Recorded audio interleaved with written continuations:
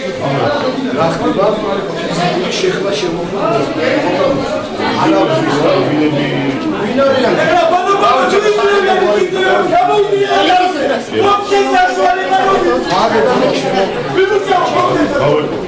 ამას ამენა განცხადების გაკეთება წერილობით, აი პრესასთან ვაცხადებ, რომელიც არის საფუძველი გამოძიების დაწყების, რომელიც არის პრესასთან ვაცხადებ, ერთი წუთი გიორგი, პრესასთან ვაცხადებ, ზებერი განცხადება, ეს არის სისხლის სამართლის დანაშაული. აი ამ სიტუაციაში შეიძლება მუშაობა? 3 დღეა პარალიზება გაუკეთეს ძალიან გამგეობას. თუ რაღაცის გამოძიება უნდა ამ დალოცულებს, ხო აქ თოფისი დამწადე ბატონო და გამოიწოდა დატონეს ფაქტები.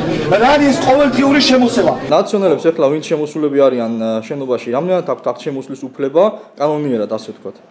მაგ თემას მე არც შევეხები, მე აქ სხვაშია საქმე. როცა ადამიანმა იცის რომ მოსახლეობას არ სურს იმასთან ურთიერთობა, ცოტა თვითონაც ამ პროვოკაციას თავი უნდა დაანებო და მან ძირითადად არის გურჯაანის მოსახლეობა. თანამშრომლები კიდე უბრალოდ ცდილობენ რომ როგორე მართლა რამე არ მოხდეს, მან და როგორე სიწყდარით წავიდეს ყველაფერი.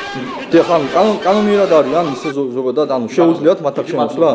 გამგებელმა არ უპასუხა, ესე იგი იმიტომ არ უპასუხა, გასაგებია რატო არ უპასუხა, იმიტომ რომ უკანონობაში ჩადის. თუ გამგებელმა ეგ არ იცის, რომ საქართველოს პარლამენტის წევრს ნებისმიერ საჯარო დაწესებულებაში და მით უმეტეს ამ რაიონის მაჟორიტარ დეპუტატს, ამ რაიონის გამგეობაში და საკრებულოში მით უმეტეს თავისი პარტიის ფრაქციის ოთახში შემოსვლის უფლება აქვს, ეს მე მგონი ყველა ვიცის. დღეს გურჯაანში ხდება ბარბაროსი, მეტი არა. დიახ, რატომ მომდან გამგეობაში?